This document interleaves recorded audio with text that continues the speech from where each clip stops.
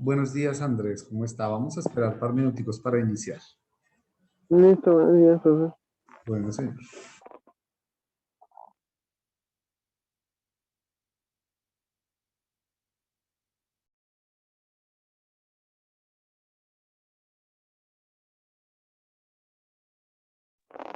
Profe, yo quería preguntarle su opinión respecto a Sí, un señor. tema.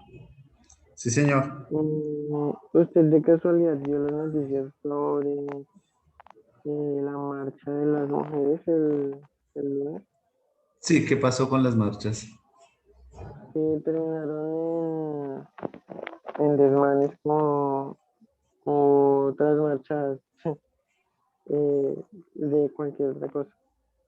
Entonces, No lo entendí, es que se escucha distorsionado. perdón, profe. Ahora sí.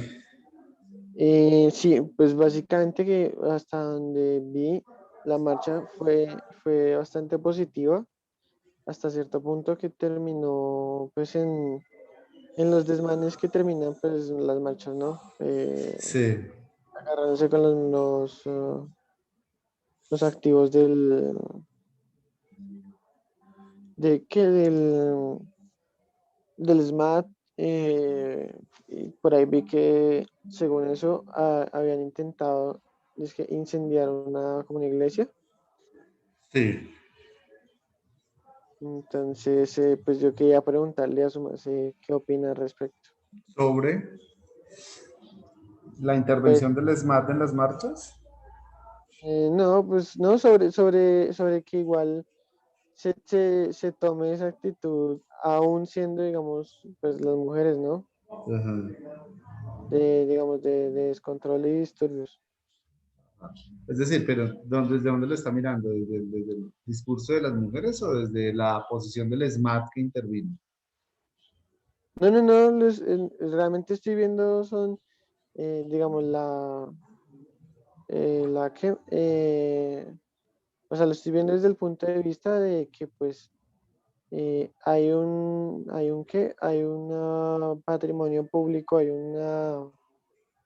una propiedad privada que, pues, todos tenemos derecho a protestar en contra de, pues, de qué,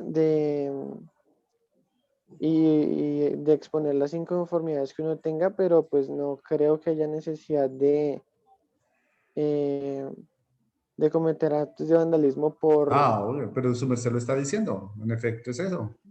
Sí, lo que uno busca de alguna manera es que pues está la libre expresión y el tema de la libre, bueno, de la libertad en la cual uno pues puede expresar sus inconformidades, pero eso no quiere decir que uno tenga que atacar la institucionalidad o cualquier establecimiento público o privado, ¿no? Creo que eso ya, lo que pasa es que eso ya también es un fenómeno de respuesta. Si no hay un ataque, no hay respuesta. Si no hay un ataque, no hay conciencia de la respuesta del otro, y eso es lo que de alguna manera presiona las respuestas del otro.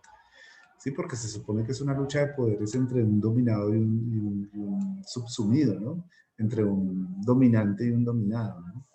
Entonces es un ejercicio bastante interesante que habría que analizar por qué acudir a la fuerza o por qué acudir a esos fenómenos violentos para poder tener eco en la eco o respuesta por parte de las instituciones. Yo creo que los indígenas han venido haciendo una lucha bastante particular sobre ese tema y es, por ejemplo, el desconocimiento de las estatuas que de alguna manera enarbolan la constitución de las ciudades o la libertad de las ciudades, como por ejemplo este señor del Alcázar o Rodrigo de Bastidas en Cali, ¿no? Y los indígenas se han sí, venido tomando todos estos monumentos porque pues de alguna manera creen que no identifica lo que las raíces o la idiosincrasia de esos pueblos. ¿Sí? En sí, México, por ejemplo, ha hecho una transformación de eso muy particularmente, ¿no? Pues ha venido cambiando todas sus estatuas y Guatemala también. Ya no son los españoles, sino ya son esculturas indígenas bueno, o sí, dioses indígenas o representaciones indígenas de los pueblos, ¿no? Que es sí, bastante sí, sí. particular. Sí. Pero es bien interesante, creo que sí podemos dialogar sobre ese tema y mirar un poco cómo de alguna manera las manifestaciones se enarbolan un poco el deseo de poder tener respuesta de alguien, ¿sí? Especialmente de las instituciones. O sea, su merced, de alguna forma ve el tema de los ataques como un llamado a escúcheme, ¿sí? Sí, señor. Es eso. Lo que pasa es que buscan es un eco y no lo encuentran. Entonces, cuando no encuentran ese eco, pues lo que hacen es violentar un poco las instituciones y pues ahí es donde lo concilian, donde lo concilian. Creo que la marcha de los estudiantes del 2019 para acá nos dejó esa herencia tan particular, ¿no? Y las anteriores también han habido marchas muy significativas, como por ejemplo el tema de la paz. Yo recuerdo Es en que, febrero es, fueron es que grandísimos. sí, precisamente eso también, o sea, eso es algo que yo considero que es bastante valioso y es como, eh, o sea, últimamente las marchas digamos, y la protesta se ha tornado en vandalismo cada una de las veces que ha pasado, ¿sí? Que un sector de la sociedad se ha manifestado. Pero entonces, por ejemplo, cuando fue lo de La Paz, eh, y yo considero que aunque no, aunque se piense que no, que digamos que una marcha pacífica en su totalidad no marca, pero personalmente estoy en contra de esa, digamos, de ese punto porque creo que han habido marchas realmente pacíficas como las relacionadas a la paz en su momento por los de una que hubo multitudinaria un fin de semana que fue por la liberación de los secuestrados, Ujú. que fue completamente pacífica. eh, digamos, y eso es algo que marca más que tú llegues y digas, otra marcha que terminó en disturbios, otra marcha que terminó en Se enfrentamientos cambia el discurso, ¿sí? sí, es que, exacto, o sea, para mí es como, o sea, para mí cuando yo durante el día supe que estaban marchando, yo dije, wow, genial, realmente digamos, no fui como muy consciente del día y del evento, pues porque el evento tiene una connotación un poco, digamos, distinta a lo que se quiere proyectar, pero bueno, son cosas bastante diferentes. Pero entonces cuando yo me di cuenta pues de que estaban en la marcha, me pareció interesante, eh, pero por ejemplo al final del día cuando tú ves las noticias y dices, ok, estaban marchando, cool, y luego ves la información y terminaron en desmanes. Ok. Es o sea, para mí es como, una marcha más, ¿sí? Porque Claro. realmente no hicieron diferente, sino se unieron al club de vamos a ir a hacernos escuchar a punta de romper, de marcar Transmilenio, de parar el orden público y decir escúchennos. Entonces, pues, no sé. Claro, sin duda alguna. Creo que sí, eso es lo que opaca o que por lo menos el discurso es tan poderoso que pues obviamente los medios de comunicación siempre van a atacar el lado del discurso oficial, ¿no? Y decir, no podemos ir en contra de las instituciones, que no sé qué, pero ¿en dónde queda la respuesta del Estado frente a las necesidades del otro?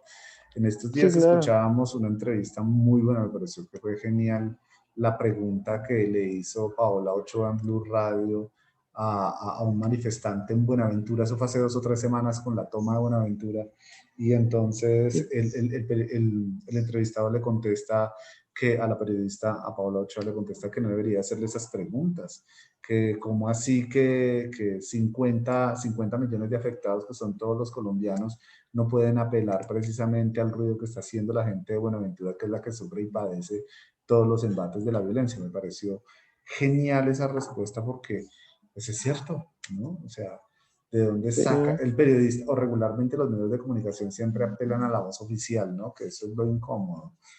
sí, Es sí, muy sí. difícil hacer periodismo en estos tiempos, eso sí hay que negarlo, no hay que tenerlo en cuenta porque regularmente el medio está muy casado con o si no es con una ideología, que es ideologizado, o si no también resulta ser comprado de cierta manera por el Estado, lo copta, lo captura como un aparato de captura para que pues de alguna manera se alinee la voz y se esté estableciendo un discurso desde el Estado y no desde la crítica de los medios de comunicación. Es muy difícil.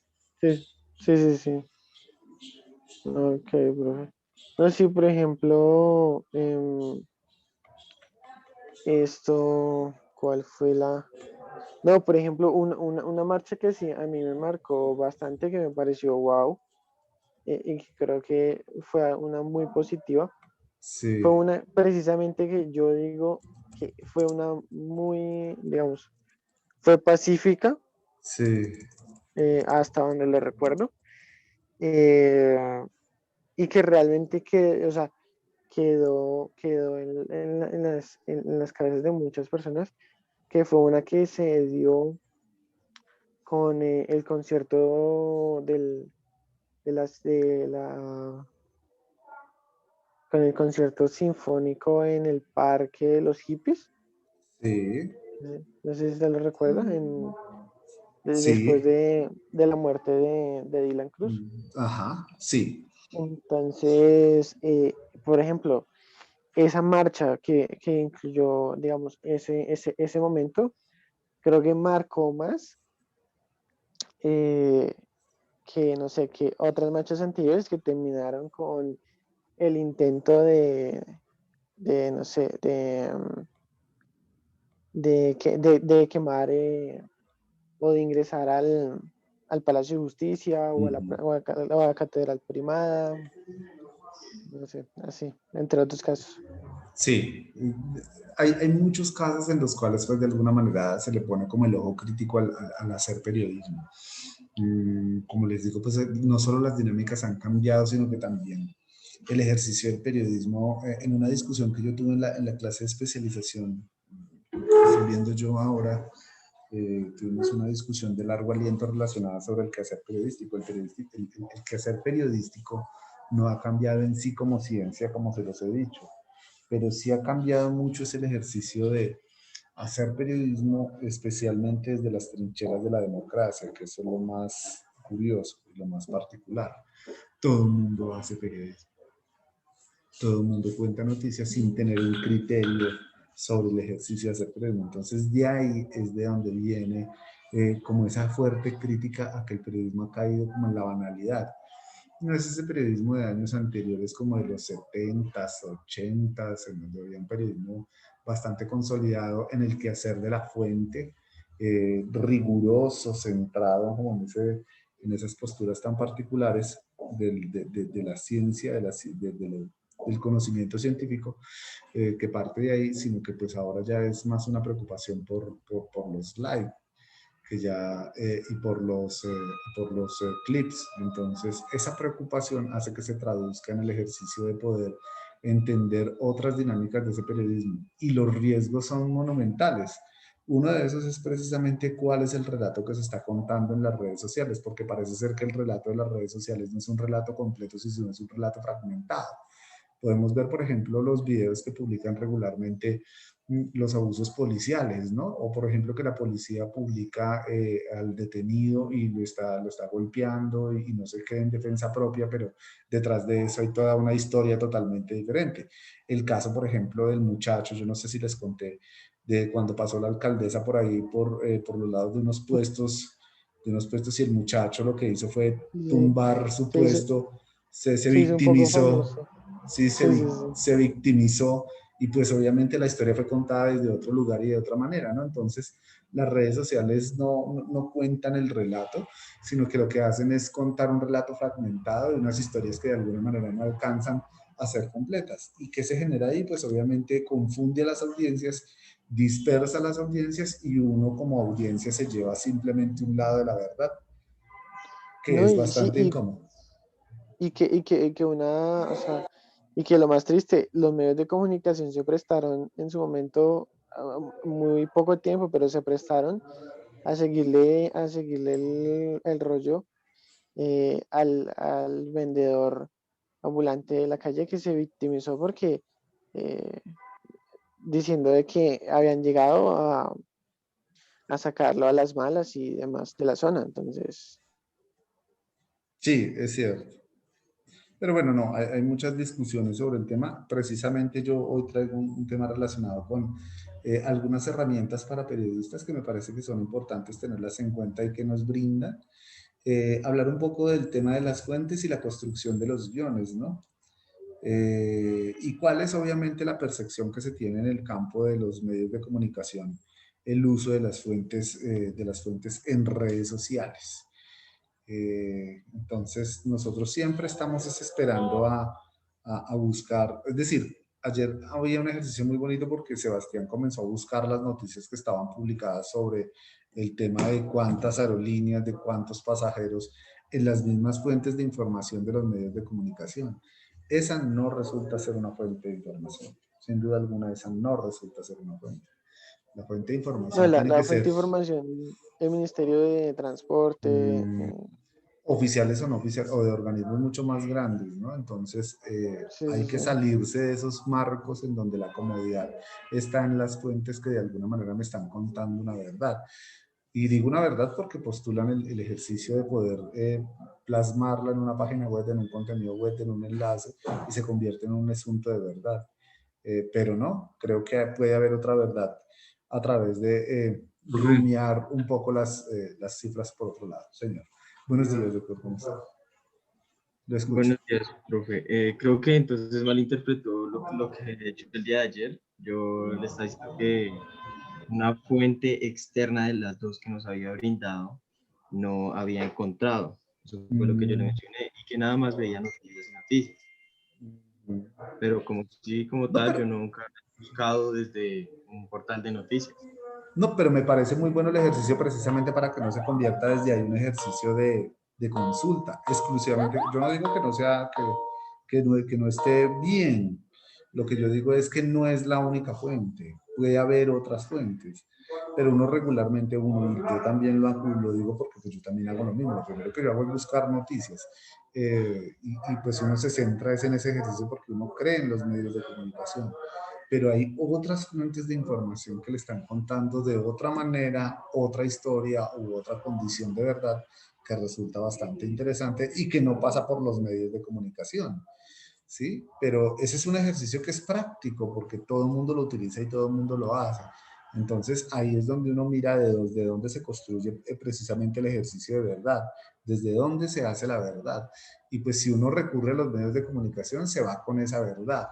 Ahora, eso es visto desde las audiencias, pero visto desde los medios de comunicación, no es la única forma de conseguir, de conseguir la información o de consultar ese tipo de fuentes. Puede haber otras que me parece que resulta ser más valioso el ejercicio del periodismo. O sea, yo como periodista consultar, y pues claro, yo lo primero que hago es consultar el tiempo, ¿no? Pero ¿qué tal si miramos otro tipo de fuente que de alguna manera me esté contando otra verdad? Por ejemplo, utilizar revistas o utilizar información clasificada, por ejemplo, o indexada, que tenga otro rigor de contenido y que me esté contando otras cosas. Entonces, de ahí es de donde viene el valor del periodista en el sentido de poder utilizar las fuentes como salidas de la cotidianidad que son los medios de comunicación. Aprovechando entonces un poco este tema y este diálogo, pues entonces escuchemos de lo que estaba hablando Andrés relacionado con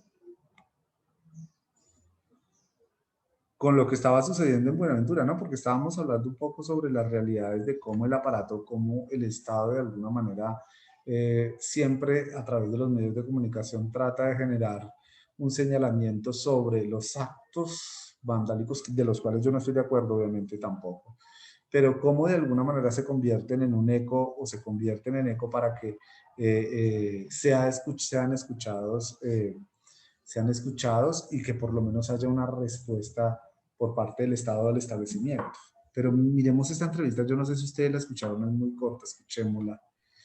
Y es bastante interesante.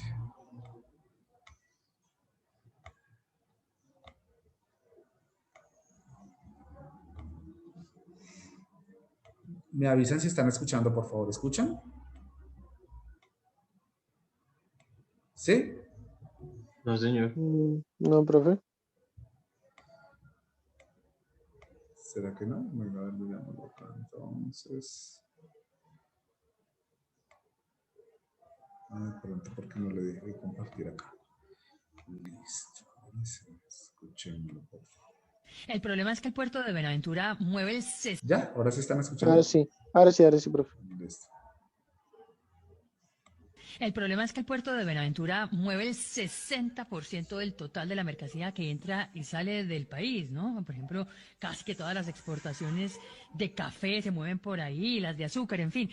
¿No cree usted que el daño puede ser casi que irreparable incluso si llegan y siguen con esta idea de bloquear el puente del Piñal? ¿Irreparable para quién, el periodista? Para todos los demás colombianos, para 50 millones de personas. No, incluso, Claro, por señor supuesto, Rentería. pero para 50, discúlpame, para Sí, 50 pero- millones de personas, discúlpame, cuando el señor comandante estaba hablando, ustedes les permitieron hablar. Entonces, si ustedes Sí, me van a llamar a una entrevista claro, y no me van a pero permitir decir lo que yo quiero decir, solamente, pues hasta aquí no, es termina que la entrevista. quiero hacer una interpelación. No termina eso, pero antes siendo de un interpelación- tiro, no termina siendo un tiro en el pie para la gente de Buenaventura bloquear el puente del Piñal y bloquear el puerto. Mira, te voy a decir una cosa, la gente de Buenaventura está cansada de esta situación, ¿sabes? La gente de Buenaventura quiere vivir tranquila, pero no puede vivir tranquila porque no hay garantías. ¿Te parece poco todo lo que vive la gente? ¿Te parece poco la pobreza en la que vive la gente? 80% de pobreza, 63% de desempleo. ¿Y no les parece que es justo que nosotros nos tomemos las vías de hecho? Pues a mí sí me parece justo, ¿sabes por qué? Porque mientras ustedes están en la comodidad de su casa, comiendo rico, viviendo bien, tranquilos, nosotros los que movemos el puerto, los que trabajamos acá, no tenemos buen pago, no tenemos condiciones de vida, vivimos en la pobreza. Y entonces les parece que sea mal que nosotros taponemos para que ustedes nos puedan prestar atención, porque a ustedes lo único que les interesa, por lo que acabo de escuchar, es que la mercancía entre y salga. Pero ¿quién piensa en los negros y las negras, en los indígenas, en los mestizos que están acá trabajando para que ustedes tengan todo en la comodidad de sus hogares?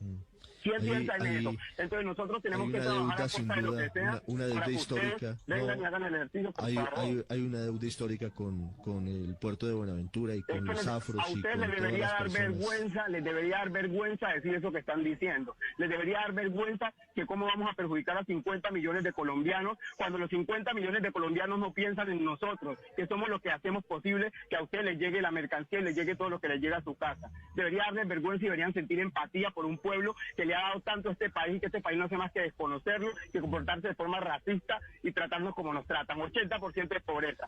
Señor Rentería.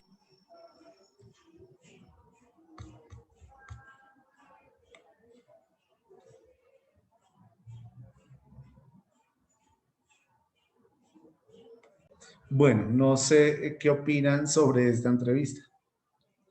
Sobre este fragmento que de alguna manera pues, sale en los medios de comunicación y que pues de alguna manera sí deja, pues deja pensando y reflexionando a la gente sobre de verdad qué es lo que está sucediendo, ¿no? Y pues desde el ejercicio del periodismo, ¿no?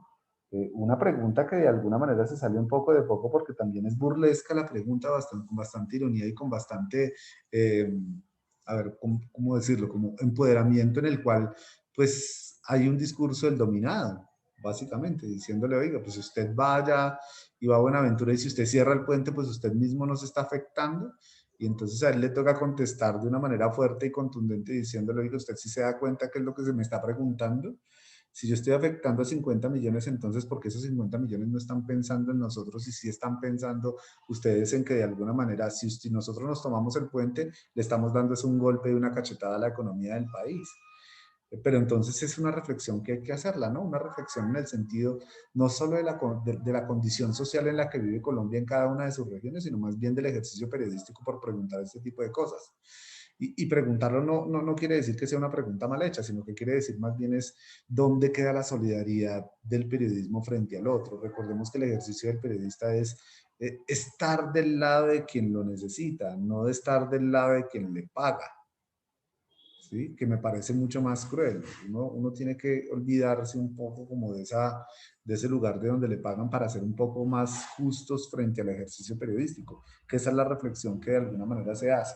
Ahora bien, entonces, en ese sentido, pues a mí me parece que vale la pena mirar, por ejemplo, el movimiento de los indignados en el 2010, más o menos el movimiento de los indignados y cómo se genera resistencia resistencia en estos movimientos, ¿no? La resistencia no es ir en contra de, la resistencia es más bien tener que hacer un llamado o un señalamiento con el dedo índice, siempre señalando y diciendo, oiga, aquí algo está sucediendo. Es poner el dedo en la llaga de lo que algo está sucediendo, ¿no? Entonces, escuchemos, Sebastián, sobre esta entrevista.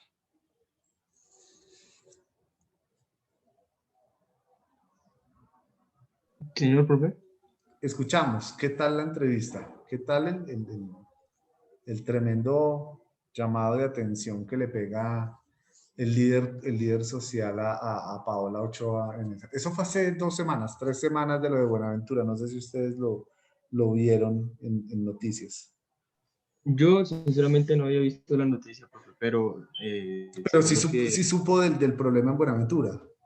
sí, sí, pero y también pues recopilándolo con esto que nos acaba de mostrar, eso también debe ser control del periodista, ¿no? Dentro de la Sí. entrevista, porque es que también uno también de periodista a veces se deja llevar por los temas y comienza a hablar y alargarse, eso me pasa a mí mucho a veces, y pues toca ser más concretos, al grano y al Sí, punto.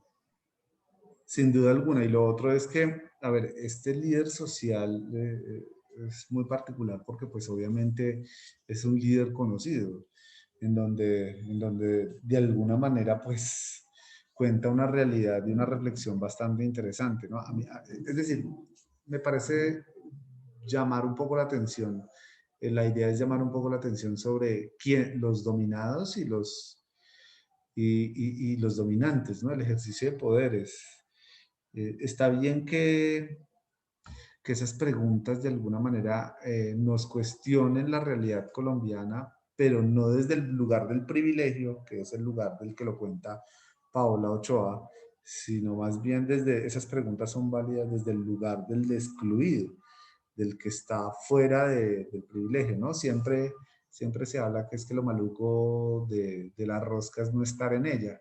Lo mismo, ¿no? Muy seguramente si Leonard, que es el nombre de Leonel o Leonard Rentería, estuviera en el lugar del privilegio como es el tema de la relación política, muy seguramente esa no sería la respuesta. Pero pues como Leonard hace parte de la condición del pueblo y de la condición dominada, pues muy seguramente estuvo muy bien hecha la respuesta. Creo que es contundente. Camila, te escuchamos. Triste, ¿no? Porque ese es el país en el que vivimos. ¿Camila está o no está? Ahí está conectada, pero creo que no. Ah, Ah, y sí, ella. ahí está Sí. escribiendo. Sí, está escribiendo. Muy bien, muchas gracias. Ah, bueno, listo. Nicole, ¿qué opinas sobre ese tema? Profe, definitivamente fue una cachetada a, a los periodistas, o bueno, en el caso a esta periodista, con esta entrevista y con esa pregunta. Me parece que tiene toda la razón este líder social cuando menciona que, que hay un interés más bien económico que social, ¿no? Y Sí. desafortunadamente esa es la realidad del país, y no solamente en Buenaventura, sino en diferentes No. zonas del país. Ah, Ahí se presenta pobreza, y cuando, bueno, nosotros no le damos la debida importancia, sino que más bien pensamos es en la economía. Y pues es algo muy, muy desafortunado, y mucho más en palabras pues bueno, en una entrevista, cuando se supone que un comunicador social debe estar del lado de la comunidad, ¿no? sin duda alguna, ¿no? Y es que Pues yo no sé uno de qué lugar, yo no sé, si ustedes van en el camino en el que de alguna manera les falta un tris para ser periodistas, y yo que estoy acá en el momento del periodismo, me pongo yo a pensar no en el lugar de Paola Ochoa, sino en el lugar del líder social. Y de verdad que le da a uno como pena, ¿no? Como vergüenza.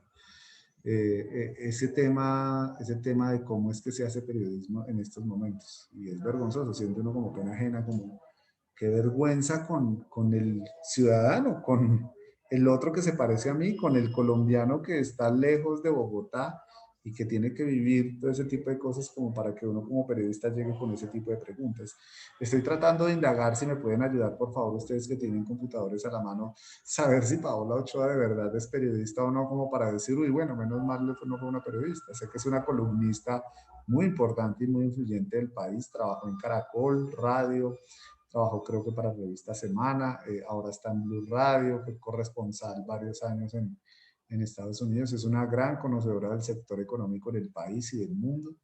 Y quisiera indagar un poco sobre Paola Ochoa como para poder salvar un poco la patria, ¿no? Y decir, bueno, pues eso es lo que está sucediendo ahora en el periodismo, ¿no? Que no son los periodistas los que están haciendo el periodismo, sino son cualquier otro tipo de disciplina que viene haciendo periodismo. Si ustedes me ayudan a indagar un poco ese perfil, les agradezco mucho.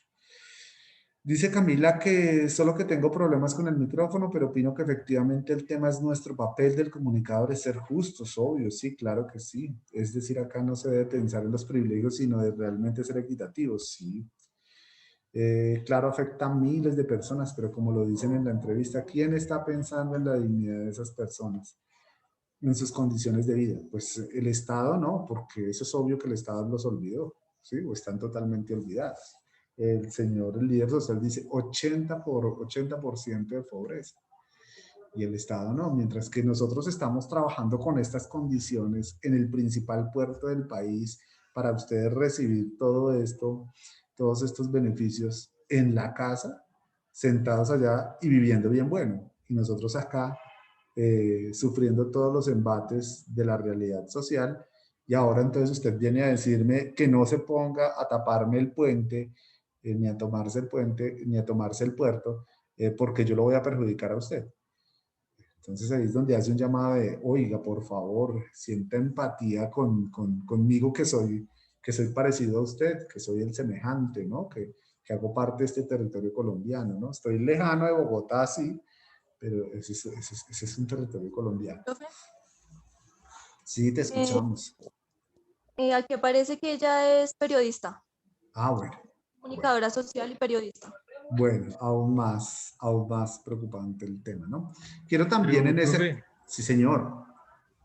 quería decir algo rápido Sí, para señor. dejar el tema atrás y continuar. Pero aún así ahí entra otra discusión de que ya cualquier persona es un periodista, Eso es lo que ya que estábamos cualquiera hablando, sí, puede señor. dar la información y cualquiera también se lo puede creer. Ajá. Esos son los riesgos, Sebastián, usted tiene toda la razón. Esos son los riesgos que suceden cuando se habla de la democracia, ¿no? O de democratizar la información, como lo dijimos en algún lado, ¿no? ¿Quién es el que me cuenta a mí la verdad? ¿Sí? Y pues esa es la preocupación que tienen ahora los medios de comunicación, ¿no? Con esta cantidad de noticias falsas, pues uno tiene que atacar ese tipo de cosas. Ahora, ¿cómo se construye el relato fragmentado, ¿no? A propósito de esas salidas como en falso de los periodistas, aprovechemos por favor, alguien si puede buscar la carta que le escribió una profesora de la Universidad Javeriana, Vicky Dávila, sobre lo que no nos representa Vicky Dávila. Yo no tengo nada en contra de Vicky Dávila para nada, me parece que es una gran maestra en el clic, en poder hacer noticias de tendencia y de realidad. Yo no tengo nada en contra de ella para nada, pero me parece que sí es un punto en el momento en el que hay que reflexionar, que no es una preocupación de ustedes, muchachos, no solo de ustedes, no es una preocupación solo de los docentes, ni mucho menos de los estudiantes, es una preocupación del periodismo y es una preocupación de la academia, y la academia también se está convirtiendo en esas formas de hacer periodismo. Si usted quiere hacer un periodismo, entonces haga este contenido para que le genere más clips y más seguidores. y más likes y más una cantidad de cosas, pero no hay un punto de inflexión o de quiebre para reflexionar sobre cómo se está haciendo, ¿sí? Buenos días. Entonces, buenos días, Nicolás. Entonces, esa es la gran preocupación de este tema. Sí, claro, aquí podemos hacer. Yo hoy traigo, por ejemplo, un tema ahí para completar lo que estamos viendo en esta semana, que es el tema de periodismo virtual y cómo se están utilizando las herramientas y todo ese tipo de cosas. Entonces, algunas herramientas periodísticas, pero también tengo que decirles de alguna manera de cómo se está construyendo la verdad a partir de la consulta de esas fuentes. ¿Cómo se construye la realidad? Profe, acá encontré la carta. Ya te voy a dar la opción de compartir para que la podamos leer. ¿Listo? Entre todos. Listo.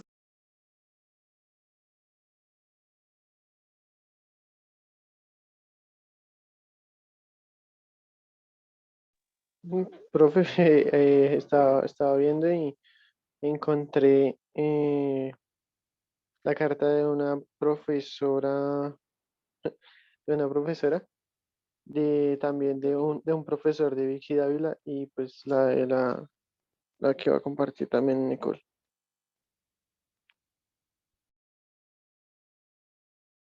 Si quieres, compártela. Sí, Primero, claro. La idea es que la compartan para que la podamos leer entre todos. sí. Comparte tú primero, Eh, porque yo estoy entrando desde el computador. vale, espérame un segundo. Que la encontré en las dos orillas. Una de las que. De Es las de las dos orillas, es de las dos orillas, sí, señor. A ver, entonces, acá dice.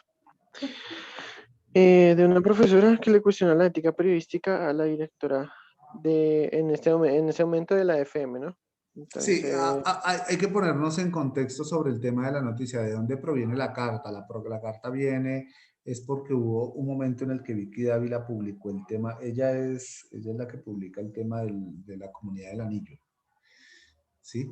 sí, Entonces, creo que parece que la historia está como muy armada en el sentido de meterse en la intimidad de lo que estaba sucediendo entre una persona y un policía. sí. ¿Sí? Que Uy, ahora sí. inclusive hace poco, yo no sé, Nicolás, si el que tiene más retentiva en el tema de los nombres y del sector político, inclusive Ferro, que era el viceministro en su momento viceministro del Interior, pues estaba saliendo con un policía. Y pues Ferro es casado, obviamente. Blue Radio sale también a traer otra escena muy particular porque pues utilizó la misma estrategia de Mónica Lewinsky y Bill Clinton, ¿no? De cómo recuperar un poco confianza sobre el contexto de familia. Yo no sé si ustedes recuerdan, creo que eso es mucha historia, es mucho cuento y es mucha carreta que hay que hilar para poder entender un poco el tema. O sea, comencemos no por el principio, sino comencemos como con el antecedente para poder llegar al principio. ¿Cuál es la historia de Mónica Lewinsky y Bill Clinton, Nicolás? Profe, la historia fue que Bill Clinton se metió con la empleada de la Casa Blanca y pues obviamente esto formó, digamos que un problema para él en el tema de la opinión pública, en el sentido de que pues él tenía su familia eh, y, y pues unos como todo, ¿no? Unos tienen una opinión por el tema pues ya ético, el tema ya pues de su esposa, de su familia, y pues hay otra opinión que pues es digamos que basándose en solamente un amorío y defendiendo obviamente al político. Eh, pero pues básicamente digamos que esta fue como la historia. Ajá. Y el contexto de eso lo que tiene que ver es precisamente la participación de los medios. Es decir, Bill Clinton se mete con una de las empleadas de la Casa Blanca en donde se mostraron esta muchacha, Mónica Lewinsky, revela unas intimidades relacionadas con Bill Clinton sucedidas en la Casa Blanca. Claro, ahí hay un asunto de familia y un concepto de familia porque pues Bill Clinton es casado con la candidata, ¿cómo se llama? Hillary. Hillary Clinton. Pero profe, pues hay que colocar en contexto también que Mónica Lewinsky, pues digamos que en esa época tenía 22 años. Ajá. Tenía 22 años, Bill Clinton más o menos tenía como unos 50 años, no recuerdo bien, pero pues la relación fue consensuada, o sea, no hubo, No, digamos, claro, sin duda alguna. algún abuso o alguna cosa, No. sino que pues el tema básicamente, el escándalo fue lo del tema familiar con Hillary. Sí, el doctor salió. Sí, señor. Sí, claro, el escándalo tiene que ver es con el asunto de la familia. Pero quiero poner en contexto es el tema de cómo funcionaron los medios para poder reconciliar el problema de la familia, ¿no? Entonces, si ustedes miren esta escena particular en donde ustedes encuentran, bueno, el amante o la amante de su esposa o su esposo. Entonces, hay una fractura en la familia. ¿Cómo va a participar los medios para que esa fractura no se dé o por lo menos se reconcilie el asunto de la fidelidad y de la lealtad? Porque hay dos valores fundamentales, la lealtad y la fidelidad. Entonces los medios de comunicación lo que hacen, ¿por qué poner este contexto? Porque eso fue lo que sucedió con Ferro y con su esposa. Entonces llegan los medios de comunicación y televisan la entrevista, pero entonces sale Bill Clinton y Hillary Clinton cogidos de la mano. Cogidos de la mano, entonces como de reconcilie, eso es lo que significa de alguna manera, eso es lo que quiere, ese es el mensaje que quieren enviar los medios de comunicación en su momento a todas las audiencias. Bueno, no, pues sí, le perdonó la infidelidad, bueno, en fin, y salieron ellos cogidos de la mano. Eso es lo que sucedió con Ferro y con su esposa, que luego de que se arma tremendo escándalo de la comunidad del anillo, pues obviamente está el video de este policía saliendo con este señor Ferro. Después Blue televisa la entrevista que le está haciendo a la esposa de Ferro, cogidos de la mano, para generar pues como una especie de reconcilio en las audiencias. Sí, pero todo se vio muy armado. Pues uno que de pronto está del lado del periodismo, pues uno nota esas cosas, pero de pronto la gente del común que está viendo la noticia, pues va a generar un poco de fractura y un poco de confusión y dispersión en las audiencias. ¿Qué van a decir las mujeres? Yo a ese desgraciado no lo perdono. ¿Sí? Y otros van a decir, bueno, pues esa mujer es muy valiente porque pues lo perdonó, ¿no? Y otros van a estigmatizar inclusive a la mujer y van a decir, ahí está la mujer, pendeja, boba, que no sé qué, que sí sé cuántas. Ahora, el tema de la fidelidad de acá, ¿cómo juega otro papel fundamental? Y es que la infidelidad no fue con una mujer, sino que fue con un hombre. Entonces, también sucede el asunto de las burlas. Profe, Leamos entonces. prácticamente que lo de Ferro, si hubiera sido una mujer policía o la que hubiera sido, no se hubiera armado ese escándalo. No, quiero decir Porque es una que, cosa. No, de pronto no se hubiera armado ese escándalo. Sí, porque acá el asunto fue el morbo. Recuerden una de las características de las noticias en las primeras clases. Las noticias o la información noticiosa debe tener un poco de morbosidad que no solo está relacionada con el asunto sexual. La morbosidad también se puede dar desde otro punto de vista. Síganme con esto.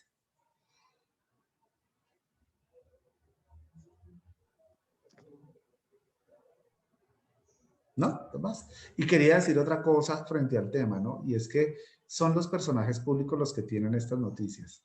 Quisiera pensar un poco frente al tema de la corrupción. Y es que le apuesto que el caso de Samuel Moreno Rojas, no sé si ustedes han escuchado de Samuel Moreno Rojas, supongo yo que sí, alcalde de Bogotá involucrado con el tema del carrusel de la contratación en Bogotá. Si ese problema de la pérdida de esa cantidad de plata por la construcción de las vías en Bogotá, especialmente por toda la 26, hubiese tenido un bendito escándalo sexual como el que tuvo Bill Clinton con Mónica Lewinsky y hubiese sucedido acá, estoy seguro que el tema se hubiese opacado, el tema de la corrupción se hubiese opacado contundentemente y estaríamos hablando en este momento del escándalo sexual que hubiese tenido Samuel Moreno Rojas. Es decir, regularmente el asunto de lo sexual opaca cualquier tipo de noticia mucho más importante que el mismo tema, sexual. O sea, en esos contextos el sexo regularmente genera mucho más ruido que un asunto de corrupción. Ahí yo quería poner, contar como una historia. Acá en Tocancipá se vio ahorita en las elecciones del 2019 un caso pues parecido en el que el candidato era diputado en ese momento, diputado de Cundinamarca, se estaba lanzando a la alcaldía de Tocancipá, pues resultó quedando segundo y siendo pues electo concejal. Pero el caso fue que él perdió, o sí, él perdió básicamente las elecciones porque le sacaron un video en Noticias 1 en 15 días antes de 8 días antes de la elección, donde su camioneta, o sea, no sabían si él estaba dentro de la camioneta o no, pero la camioneta oficial de la que le da la gobernación de Cundinamarca a sus diputados y que estaba asignada a él, estaba en la zona de tolerancia en Bogotá, recogiendo un travesti. El tema es que, pues, para nadie es un secreto que el tipo es homosexual y digamos que esto fue, o sea, el qué tal esto fue lo que le acabó la campaña a él. Si uno hubiera salido esa noticia, nosotros prácticamente que no hubiéramos ganado la elección. ¿Qué tal esto de Noticias 1? ¿En qué tal esto de Noticias 1? Sí. Bueno, pero el problema es que, ¿el problema es la condición y la orientación que tiene el tipo o es que, que No. utilizó El la problema, camioneta? pues primero aquí hay varios factores.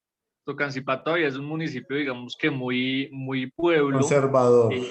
muy conservador, en el que pues la mayoría de los habitantes tocancipeños, o sea, de raizales de acá, pues es gente muy conservadora, como tirando más o menos al pensamiento de los boyacenses.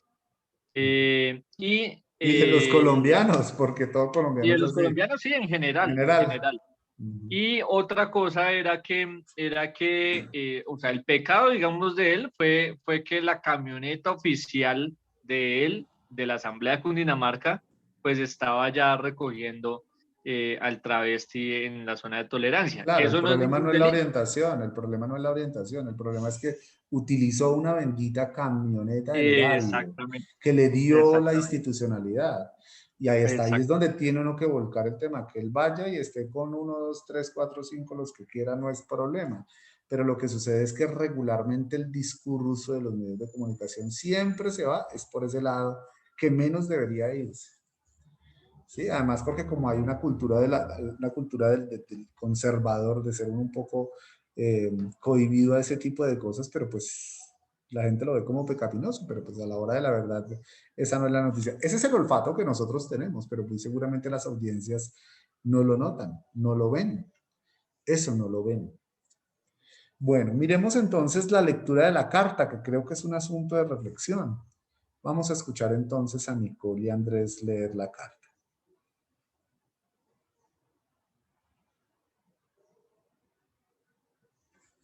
Por favor, ¿la Andrés, comparten? Andrés, compártela. Listo, ahora sí. A ver, comparto mi pantalla. Tururú.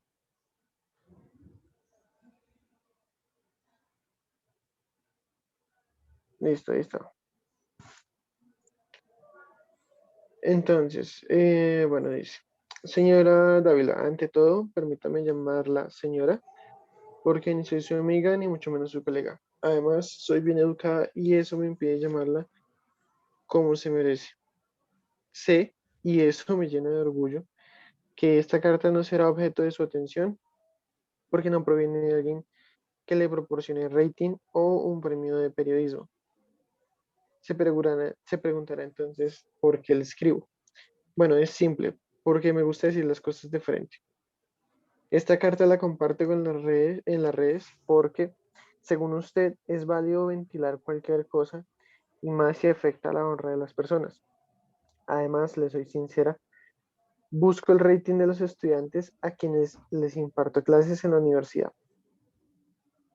Con la publicación del video del exministro, usted ha logrado que yo Ex pueda citar, viceministro.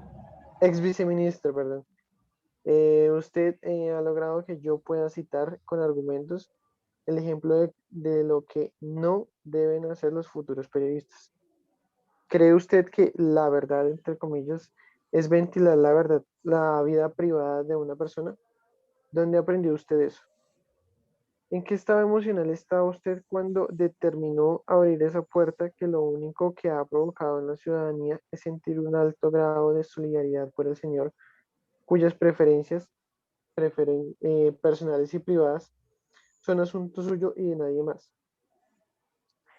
Eh, Quizás todavía estaba omnibilada, Omnibulada, omnibulada, omnibulada, omnibilada, profe. omnibulada, sí. Nubilada, sí, Mm. omnibulada. Por el reciente premio de periodismo que debería devolver. Bueno, eso es pensar con el deseo porque su ego no se lo permitiría. Nicole. ¿No tiene ¿Sigue? usted en su familia o allegados alguien que tenga preferencias sexuales diferentes a la suya? Yo sí, y me siento muy orgullosa de su amistad y afecto. ¿Sabe algo de ética? Yo le podría recomendar unos buenos profesores, colegas míos, que le pueden orientar sobre el tema. ¿Sabía usted que uno de los principios fundamentales del periodismo es el, abro comillas, interés público?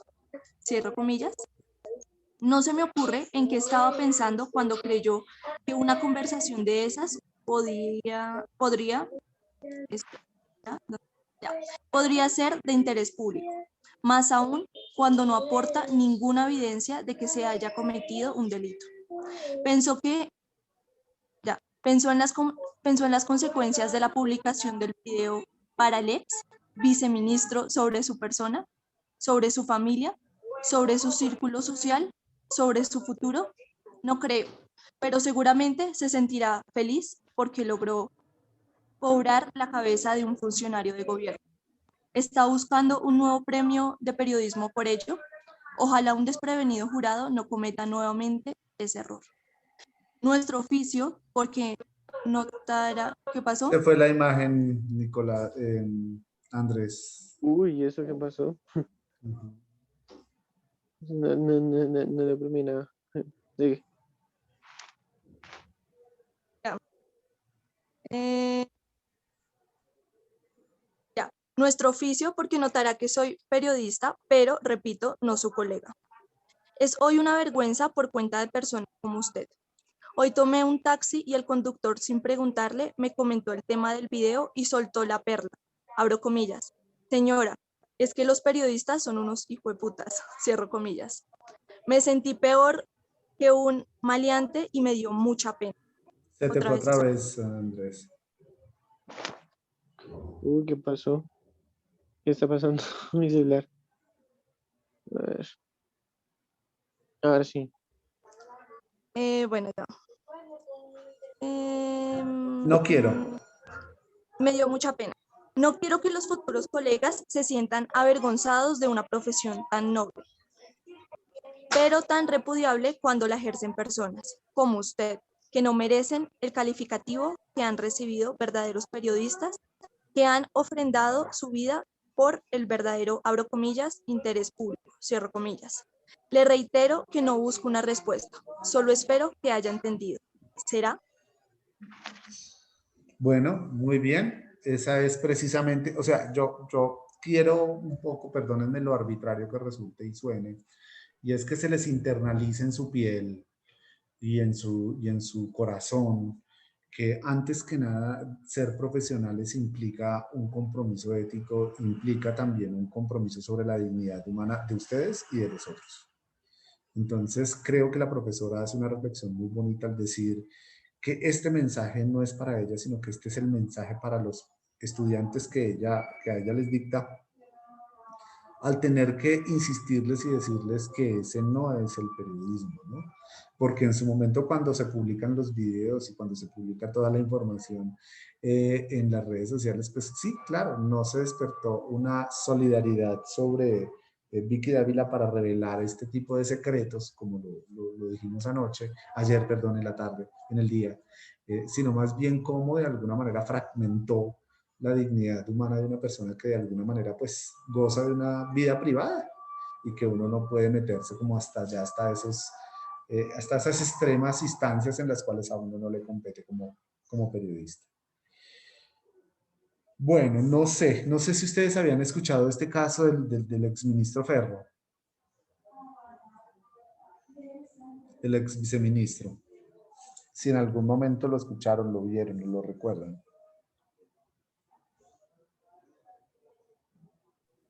Claro, profe. Y digamos o sea, la carrera de Ferro comenzó, él creo que fue concejal y alcalde de Fusagasugá, y después se lanzó a la Cámara de Representantes, Representante, sí, señor. fue congresista por Cundinamarca, y digamos que su carrera política iba muy bien encaminada. Es más, hasta lo estaban de pronto animando a lanzarse a la gobernación de Cundinamarca en esa época, o tenía ese perfil, porque pues o es un tipo joven, digamos que para la política, había hecho, digamos que las cosas bien, y tenía, digamos que un buen prestigio acá en el departamento. Obviamente con este escándalo, pues su vida privada y profesional, pues digamos que se acabó, y bueno, la verdad no, ni idea de qué estar haciendo ahorita, pero pues de hecho, uno a veces no mide, uno como periodista no mide las consecuencias de lo que está haciendo, o lo que le está haciendo a las demás personas, cuando saca una noticia, ¿no? Ujú, Y eso pasa más que todo con los grandes medios de comunicación. ujú. Sí, tienen que recular y por lo menos rectificar, ¿no? Y esos mismos errores muy seguramente no son de la misma amplitud al momento de rectificar o de por lo menos aclarar ese tipo de cosas. Yo también los he sufrido, ¿no? Porque pues o sea, yo, por ejemplo, bueno, en ese momento en el que estaba ejerciendo como jefe de prensa, pues fui boca de esta chica española que presentaba la sección en RCN, Eva Rey, Los secretos de Eva o alguna cosa de esas, y pues ahí también calé yo en su momento cuando estaba como jefe de prensa, por comentarios bastante incómodos, pero bueno, esas son las maneras en las cuales pues de alguna manera uno recoge el rating, ¿no? Y uno logra ese rating, que es bastante incómodo cuando se tiene que enfrentar como a involucrarse en las realidades de las personas, pues que esa realidad es privada y no es pública. Pues por lo menos en ese momento a mí me nombraban, era porque yo me la pasaba, era detrás del director de la Aeronáutica Civil, pero pues obviamente ese es mi trabajo. Y ese era mi trabajo. El jefe de prensa regularmente está detrás de la persona, pero eh, mm, porque pues en este caso era un contexto muy particular, porque cada vez que el director abría la boca, en su momento pues la embarraba, la cagaba, literal. Entonces yo trataba de tapar los errores y las cagadas. Entonces la noticia de Eva es que sale diciendo que pues que el jefe de la aeronáutica tenía un comunicador social de confianza que se la pasaba detrás de él constantemente precisamente para taparle las cagadas al director, ¿no? Y pues sí, en efecto, una de esas es tener que decir que que los pasajeros de Viva Colombia son los pasajeros esos de tercera, de cuarta y de quinta. Como decirlo, son los que no pueden volar, son los pobres de Colombia que vuelan por ahí por Viva Colombia. Creo que eso es un mensaje que no debería de hacerse ni decirse nunca, porque es clasista y xenofóbico. Entonces, yo tratando de tapar mil cosas diciendo que él no lo había dicho, y en efecto, pues llega el presidente de Viva Colombia y va a RCN y cuenta el tema y dice, eso sí fue cierto porque él lo dijo. Entonces uno también trata como de sacrificar muchas cosas que no son necesarias frente a ese tipo de errores, que son bastante incómodos, ¿no? Pero pues ese es el trabajo del comunicador social o del jefe de prensa, ¿no? Defender a capa y espada al director en su momento. Eso no costó el puesto, yo creo que a mí me costó fue un poco el tema de estar involucrado en un asunto del Chapecoense y de cómo el director también juega una parte fundamental en el caso del Chapecoense, porque se necesita gente técnica para que hable de ese tipo de cosas en ese momento. Y bueno, no, entonces eso de alguna manera hay una acumulación de muchas cosas porque, claro, pues yo duré 10 años con varios directores, pero es el director de su momento, pues era demasiado político, y cuando la política está demasiado involucrada en un asunto tan técnico como es la aviación, simplemente se privilegia ese asunto del poder político y no del asunto técnico que es tan delicado en este sector especialmente. Bueno, muy bien, algunas de las herramientas para periodistas. Queda uno aterrado, ¿no? Yo no sé, pues, o sea, a mí lo de Paola Ochoa me llama mucho la atención porque pues me da vergüenza, también me dio vergüenza en su momento y hay muchísimos casos, muchísimas cosas en las cuales el regaño, no sé si ustedes lo habrán escuchado, pero el regaño, por ejemplo, que le hace Julio Sánchez al aire a Camila Zuluaga, no sé si habrán escuchado o han visto, ¿no? A Camila Zuluaga, espero que sí, no sé, Andrés, María Paula, sí. Sí, profe, soy fan de Tatiana. Camila Zuluaga. Ajá, sí, y Camila Zuluaga no es periodista, comenzando por ese lado, no es Ujú. periodista, ella es politóloga, ella estudió ciencias políticas, pero pues no sé si escucharon ese regaño es terrible, al aire eso no se hace. Uno regularmente felicita en público, pero regaña detrás de la puerta, porque los regaños es como la mamá, ¿no? La mamá regularmente saca la chancleta, quien esté o quien no esté. Pero pues creo que las mamás modernas han aprendido de que pues, la chancleta no se saca en los momentos públicos, sino más bien se saca en secreto y en la casa. Que se Y dice, hablamos en la casa. Ya, ajá, con eso ya ya uno sabe ya cómo es la cosa. tiene, sí, uno ya Sí. entiende ese mensaje. Pero acá sí también fue pues contundente. Esa es otra cosa que no debería de ser. Entonces, fue un regaño. No sé si lo escucharon ustedes en su momento. No, profe, yo No, no. profe, yo sí, o sea, yo recuerdo que ella la vez que estuvo en la universidad, en el conversatorio ella sí mencionó, o sea, me mencionó así como de rapidez, pues la relación con su ex jefe, Sí. y creo que mencionó así el regaño, eh, pero pues ella lo toma al punto de que pues hace parte de su crecimiento como en el medio, ¿no? Entonces Sí. no, Pero, sea público o no. pero a mí me parece muy curioso y eh, quisiera pensar que eso fue simplemente la espontaneidad y el momento en el que su jefe, Julio, estaba muy bravo con ella para darle ese tremendo regaño. Quisiera pensar que eso hace parte de ahí.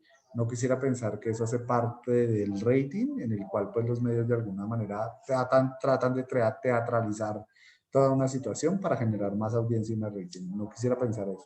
Ojalá que no. O Que eso sea, profe, simplemente hace parte de la espontaneidad del puto regaño que uno tiene que darle al subalterno, ¿sí? O sí, que yo soy subalterno y me están regañando, pues puta, y me aguanté el regaño y pare de contar y qué vergüenza, pero pues sí, la cagué. Yo quisiera sí, pensar sí. que eso es de la espontaneidad. No sé si lo quieren escuchar, por favor lo pueden poner. Si lo buscan, entonces lo escuchamos en un Profe, momento.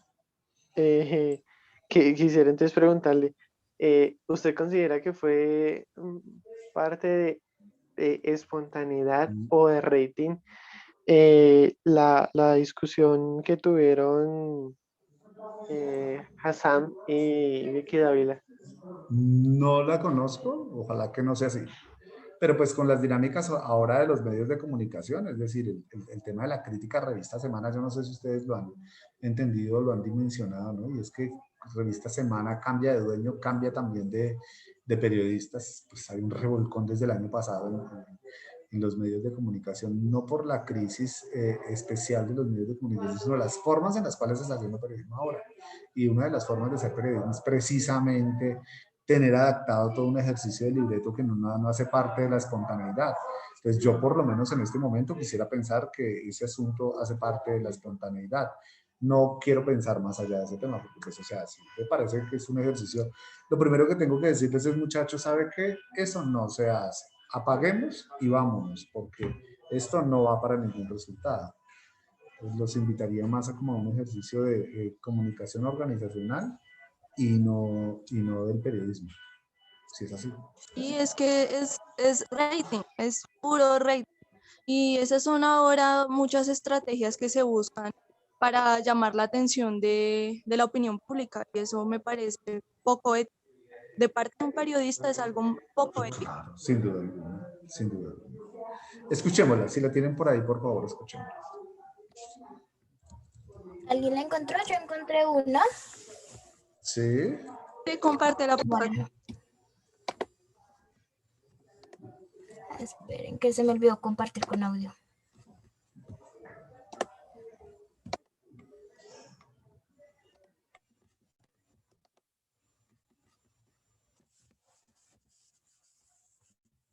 Camila, ¿el escape para dónde es? El escape me voy para la discusión que estábamos teniendo ahorita, Julio, sobre el SENA. Y ya mirando entonces las hojas de vida de la doctora Gina Parodi y del doctor Alfonso Prada, usted me dice que el doctor Alfonso Prada no es el que quiere el cargo para él, ahí usted sí me tendrá que decir quién es el que quiere el cargo para mirarle la hoja de vida. La doctora Gina Parodi es abogada de la Universidad Javeriana con especialización en resolución de conflictos, tiene una maestría en administración pública y además tiene una maestría virtual en gestión de ciudades del siglo XXI.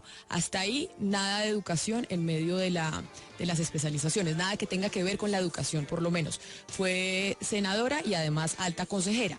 Si comparamos con la hoja de vida del doctor Alfonso Prada, este es abogado con posgrado en Derecho Constitucional y Filosofía del Derecho y Teoría Jurídica. Pero Camila, ¿por qué está comparando usted una con otra? Si es que el señor no es el que va para el SENA. No, por eso le digo, usted me tendría que decir quién es el que sería el que iría para el SENA, porque yo no lo sé. Yo no tengo por qué hacerle su trabajo, Camila, hágalo usted. No, porque yo estoy averiguando y me dicen que... Bueno, no, pero es que me parece un poquito arbitrario lo que está haciendo usted, comparando una hoja de vida de una señora con un señor que no tiene que ver nada el uno con el otro. No, porque como no tiene nada que ver. No, usted es la que está diciendo una cosa que no es cierta. ¿Qué estoy diciendo que no es Pero cierto? si usted está diciendo que el señor Prada quiere ser director del SENA y por eso le está mirando la hoja de vida. No, yo no estoy diciendo eso. Lo vi que usted dijo que el doctor Prada está pidiendo el SENA. Pero no para él. Entonces no compare la hoja de vida. Entonces, como dijimos, la doctora Gina Parodi tiene una gran hoja de vida. No le veo nada relacionado con la educación. Doctora Camila, usted es libre de cuestionar a Gina Parodi, ni más faltado. No, yo no estoy cuestionando a la doctora Gina Parodi. ¿Está usted cuestionándole su conocimiento en la educación? No, para nada. ¿Está poniendo en duda el trabajo que hizo en el SENA? Ni más faltaba, ni estoy poniendo en duda su trabajo. No trabajo para Gina Parodi, Camila. No, pero pero que quede claro que yo no estoy poniendo en duda ni el trabajo ni la hoja de vida de la doctora Gina Parodi. Entonces, Solo ¿por qué la estoy compara diciendo con un señor? que no necesariamente que una persona pida un cargo, como lo decíamos ayer, significa que esa entidad se va a politizar. Dígame una cosa, ¿usted piensa que yo digo mentiras? No, para nada, ni más faltaba. Ok. Porque me parecería más frentero que usted me dijera que yo estoy diciendo mentiras y también se lo acepto. No, pero no he dicho que no, para nada he dicho que usted está diciendo mentiras. Solo digo que no, que no necesariamente que llegue una persona a un cargo significa que se va a politizar una entidad. ¿Por qué no saque la hoja de vida de David Luna y la compara con la de Gina Parodi? O saque la hoja de vida de cualquier persona y la compara y se inventa ese escenario al que usted quiere llevar la discusión. Haga su trabajo más bien, Camila. Averigüe para quién quiere el señor Prada del SENA. Y ahí sí compare la hoja de vida. Y usted haga otro trabajo que no ha hecho. ¿Cuántas personas políticas metió Gina Parodi en el SENA? ¿O cuál es el movimiento político de Gina Parodi que no lo conozco? No, es que yo no he dicho que la doctora Gina Parodi mire el recorrido y más bien compare el recorrido político del señor Prada y cuántas instituciones y cuántos cargos tiene el señor Prada en el servicio público en Colombia. Haga ese trabajito, pero haga el trabajo, Camila, a cambio de estar cuestionando un comentario que yo hice de manera tan arbitraria e injusta como lo está haciendo. No, es que yo no... Nos escapamos. ¿Quiere seguir, Camila? No, porque es que yo no he cuestionado ni a la doctora, sino he dicho que el hecho de que llegue una persona no significa que eso vaya a pasar en una entidad. No, Camila, usted sacó la hoja de vida de un señor y la comparó con una señora en algo que no tiene nada que ver, lo cual es arbitrario e injusto con la señora Parodi. Totalmente arbitrario. ¿Por qué con la señora Parodi?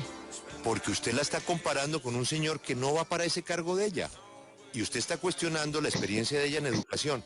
Mire el resultado de lo que fue el trabajo de 2.5 billones de pesos en el SENA. Lo hemos destacado durante toda su gestión. Lo he destacado. Usted no lo ha destacado. Esta es la W. Haga su trabajo, Camila, y verá que le va mejor. Usted haciendo su trabajo es pilísima. Investigue qué es lo que quiere hacer el señor Prada con el SENA. Mírele la hoja de vida de los nombramientos que él ha tenido. si son personas con los perfiles técnicos que requieren los cargos o si son más bien amigos para tener puestos políticos. Hay políticos que hacen muy bien su trabajo. Ojalá que el señor Prada lo haga muy bien, pero compare el recorrido de uno y de otro. Pero comparar la hoja de vida a ver quién sabe más de educación, Camila, es lo más arbitrario que le he escuchado en la W. Ahora son las 8:59. Uy, no. Profe, No sé. me causa bastante risa, los comentarios de Julio, porque aunque ataca a Camila digamos, por la comparativa, como él lo quiere ver y demás, pero, o sea, yo no me imagino en el momento en el cual a Julio le tocó quedarse callado porque el director del SENA después de Gina Parodi fue precisamente él, Prada. Alfonso Prada. Entonces fue como, Prada. o sea, realmente para mí, o sea, en el tiempo, el que debía haberse quedado callado era Julio, pues porque básicamente la comparación pues fue bastante, o sea, fue acertada, pero pues, bueno, no sé, ahí, no sé, ¿qué opinan los demás compañeros? Escuchamos. Yo creo que es un ejercicio bien interesante porque, pues, a ver, o sea, más allá del asunto o del contexto de la noticia, Gina Parodi, Alfonso Prada, es el regaño, ¿no? Pues para nosotros, desde el punto de vista periodístico, es el regaño, ¿no? Profe, bueno, yo me sé que tiene un poco más experiencia en todo esto. ¿Cuál debería ser el deber ser? No En este caso, o regañarla. sea, ¿cuál es el procedimiento correcto? Porque eso de alguna manera genera habladurías para la audiencia y Claro. va a generar otro tipo de noticias de otras radios, de otros medios de comunicación que se van a burlar de ellos o algo así. No, o van a utilizarlo también como una plataforma para generar rating, sin duda alguna. Exacto. Que lo que yo veo de alguna manera y es que el deber ser es que toda noticia tiene que pasar por el editor general y toda información tiene que pasar por un editor general. ¿Dónde estaba el editor general para decirle a Camila pilas porque eso no lo puede pasar? O pilas porque eso no lo puede decir. ¿Sí? Que me parece que es más sensato y por eso digo yo, no quisiera imaginarme que eso hace parte del rating y más bien que el regaño tiene que ver con una salida en falso y pues que hace parte de la naturalidad del quehacer periodístico. Porque el deber ser es que pasa toda la información, pasa por el editor de noticias, el editor general, Juan Pablo Calvás, y pues él revisa, mira, y le dice, esto no sale, esto sí sale. ¿Sí? Entonces, pues todo eso tiene que ser alineado precisamente en que están de acuerdo con que si va a salir o no va a salir. Pues me parece que, pues, que es más un asunto más como de mirar un poco el regaño de Julio y decir, ¿no? Por ahí no es, por ahí no va. Y eso es lo que no se debe hacer. Eso es lo que respetuosamente no se debe hacer nunca. Y hay más, la salida, por ejemplo, reciente de Margarita Rosa de Francisco del Tiempo como columnista, ¿no? Regañito de su jefe y después la despedida de ella. Hay más, la salida, por ejemplo, del exministro, acuérdeme el nombre, Nicolás, el exministro de Álvaro Uribe Vélez, el exministro del Interior que sufrió un atentado. No sé si lo recuerda, Fernando Londoño, creo que es Fernando Londoño Hoyos. Él escribe una columna en El Tiempo, echándole una cantidad de cosas a Juan Manuel Santos. Bueno, después está todo bien. Y después obviamente, El Tiempo lo regaña también en una editorial al otro día, diciéndole que no está de acuerdo y que lo echa. ¿Sí? Pero esas son cosas o son situaciones que se viven constantemente en los medios de comunicación. Muy bien, ¿alguna otra participación? Tatiana, María Paula, Nicole, Camila, la extrañamos porque no tiene audio. esta semana. Profe, no, pues me quedó sonando lo del rating, porque se supone que en radio, bueno, y en casi todos los formatos de medios de comunicación y cuando son noticieros más, hay como unos guiones, una pauta, lo que usted dice, qué se dice, qué no se dice, qué sale al aire, cómo se maneja la noticia. Entonces me generó ahí la sospecha. Claro, pues es que por eso digo yo que pues ojalá que sea así, que eso haga parte como de la naturalidad del momento y no de una escena o de una puesta en escena para generar rating, que me parece bastante maluco, porque debe haber un ejercicio comprometido desde la ética del profesional, ¿no? Y cómo se ejerce. Entonces la reflexión acá es precisamente no ser lo más profesionales, acudiendo precisamente a la ética.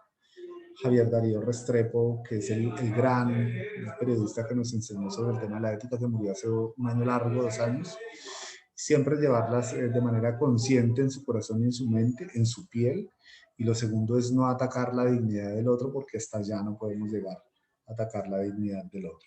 Esa es la primera reflexión, ¿no?, que hay que hacer sobre ese ejercicio periodístico. Y lo segundo, pues hablar un poco sobre las herramientas, sobre las fuentes y las fuentes utilizadas en el periodismo virtual y periodismo digital y algunas herramientas que de pronto nos pueden ayudar al momento de hacer periodismo. Ayer nosotros estábamos hablando de asuntos muy particulares sobre cómo se utiliza en el periodismo de datos y cómo algunas herramientas nos pueden servir para ese periodismo digital. Pueden haber muchas. No se trata de la cantidad, sino se trata más bien de la calidad. ¿De dónde las saco? ¿Cómo las utilizo yo?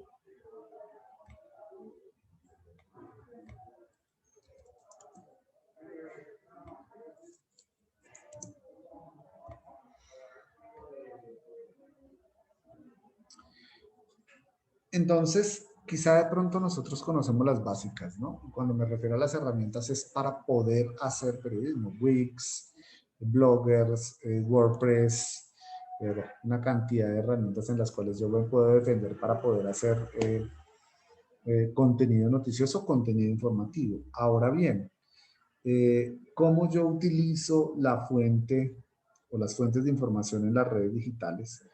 Y es que regularmente la fuente lo que me tiene que brindar a mí es el conjunto de técnicas, es un conjunto de técnicas, ¿no? Fuentes.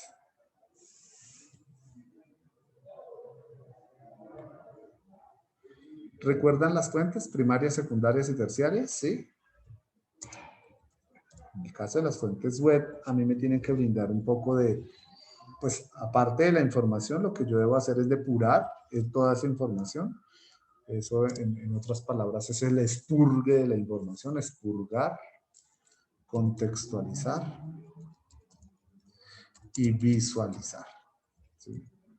Estos son los 3 elementos que de alguna manera me tienen que brindar a mí la información al momento de consultarla en una página web. ¿Sí? Ahora, cuando yo hago estos filtros en las fuentes de información, pues obviamente me mejora mucho la calidad de los contenidos periodísticos. ¿Sí? ¿Y dónde yo puedo encontrar esa información? Cuando yo hago esto, entonces lo que hay es una mejora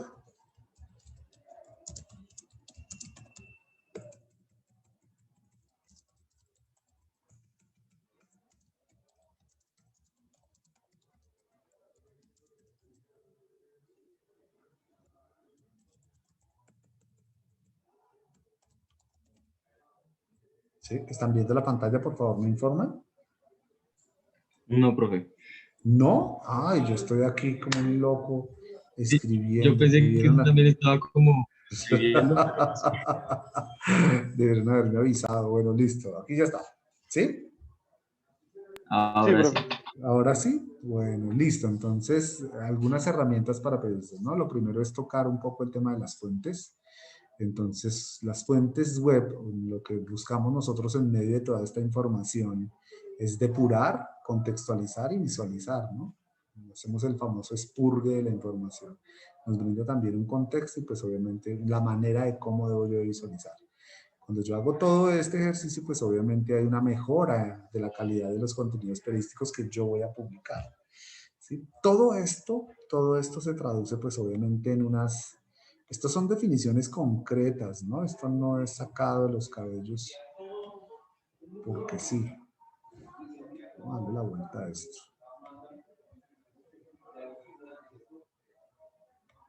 Muy bien.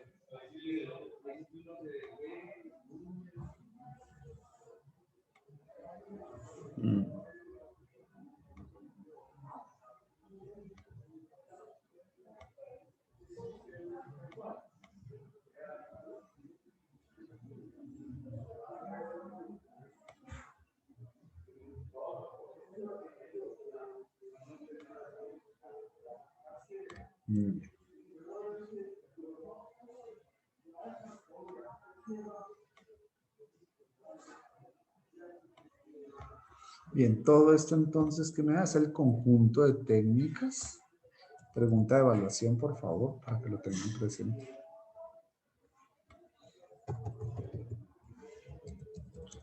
Conjunto de técnicas que me permiten a mí hacer una historia o relatar las historias. Muy bien.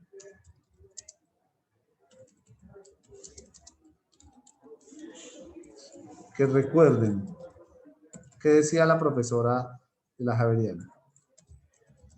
Relatar historias con un interés público, con un interés social. No lo olviden. ¿Listo? Hasta aquí todo bien. Ahora, esa es la forma. Ahora, ¿cuáles son las herramientas distintas a los medios de comunicación que también pueden ser una opción de consultar información? Y es esta famosa página que se llama... Ay, me voy a traer este texto.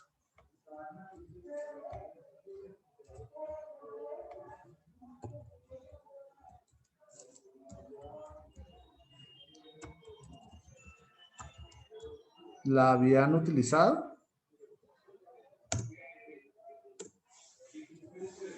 ¿Me informan? ¿Me dicen, por favor, si la habían utilizado?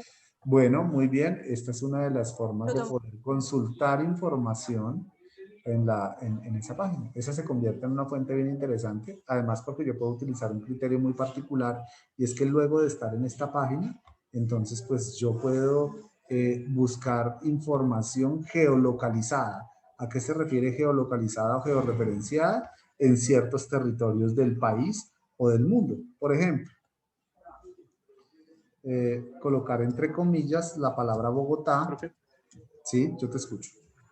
Es el portal de noticias de Google. Sí, Sí, señor. Pues yo tengo la aplicación de noticias de Google. Ahí básicamente sale todas las noticias. Todos los medios o sea, todos los medios que se conocen y los desconocidos están ahí. Claro que sí. No, si no es esta agüita nomás, es así no. Gracias. Si me regala un tintico, yo le agradezco mucho con doble azúcar. Uy, dos, profe, dos. Profe, yo le recibo otro. Claro que sí. Van tres. Son tres. Entonces, miren, News Google es un portal, pues obviamente, de noticias. Lo que pasa es que la gran posibilidad o versatilidad que podemos tener nosotros frente al portal es que busca la información georreferenciada o geolocalizada. Entonces, si yo quiero si yo quiero buscar solo las noticias de algún lugar del país, entonces coloco entre comillas, es fundamental parametrizarlo así, colocar entre comillas en el motor de búsqueda o en la línea de búsqueda donde está la lupita, entre comillas la ciudad de la cual me interesa tener información. Y en efecto trae todas las noticias que están sucediendo. Hay otro valor agregado, y es que yo le puedo generar alertas a partir de este portal. Como muchos tenemos cuenta en Gmail, entonces nos ayudaría muchísimo porque puedo hacerle seguimiento a qué fue lo que sucedió. El asesinato de Juliana Zamboni. Esa es la noticia.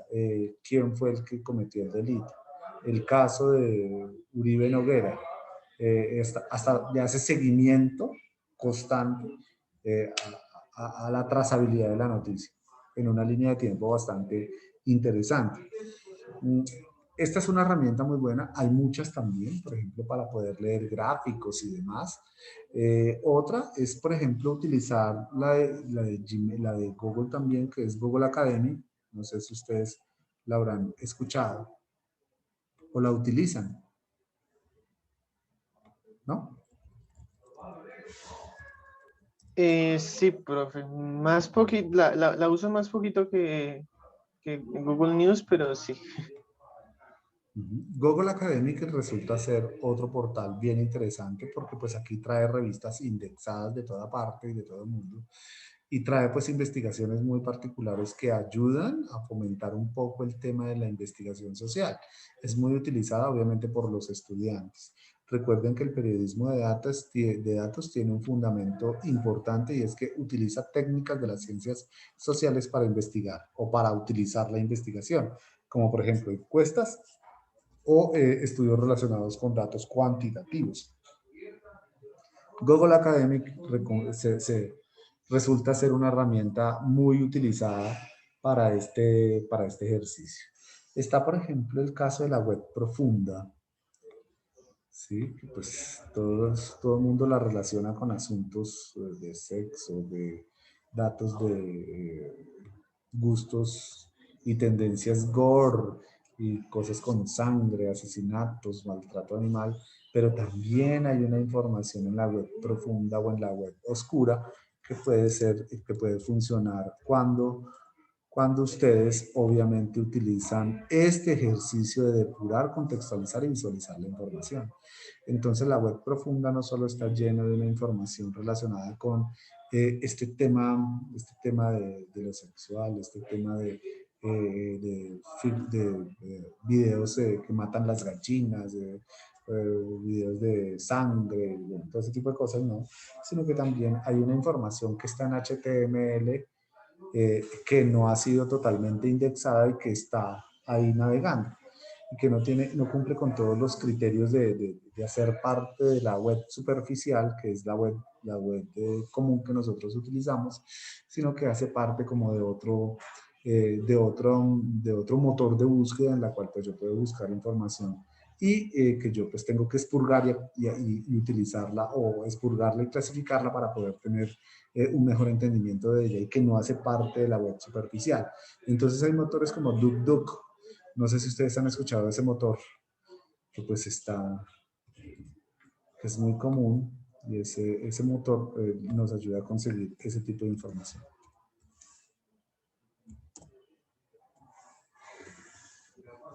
DuckDuck. ¿Lo habían escuchado? ¿Ese que escribió, profe, Doc? Sí. No. Bueno, muy bien. Ahí lo tiene. La Listo. profe, sí, no. Bien. Entonces, quiero también decirles, y esta es la segunda reflexión sobre hoy, y es que lo que está publicado en en las páginas web, en estos motores, pues regularmente es un fragmento, es un relato fragmentado. Y cuando nos referimos a un relato fragmentado es que no se cuenta del todo la historia. Por ejemplo, el caso del video que nunca fue publicado, de la golpiza que le dieron al interior a este señor, el abogado, recuerden el apellido, el de noviembre. Ordóñez. Gracias, sí señora, gracias.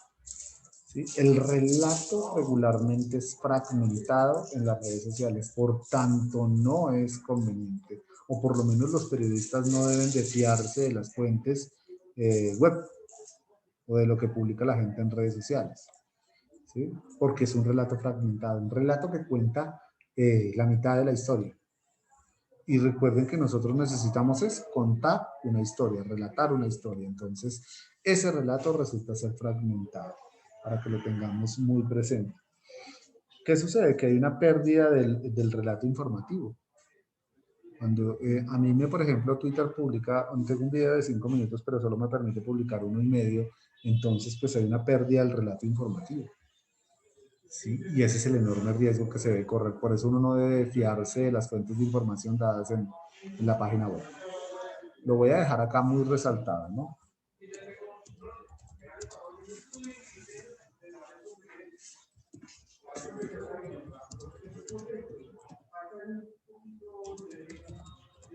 pérdida del relato informativo. Eso es lo que sucede con el relato fragmentado.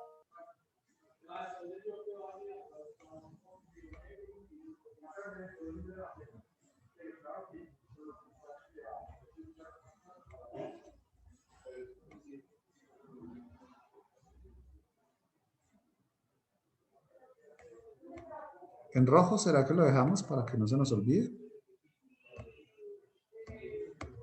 No es en sí la realidad, ¿sí? Es un fragmento de la realidad, está fragmentada, segmentada. El relato tiene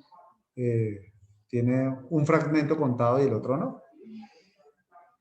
No sé si ustedes recuerdan del caso de Ordóñez, ¿no? Se publicó la parte de los videos y el momento en el que él había sido golpeado en la calle, por lo que pudieron relatar o contar o recoger más bien los vecinos cuando estaba sucediendo.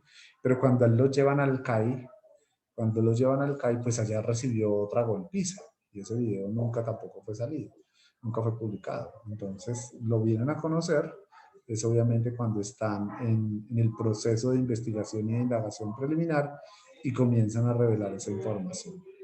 Ahí es donde obviamente el relato ya se comienza a contar completico y no por partes y fragmentado.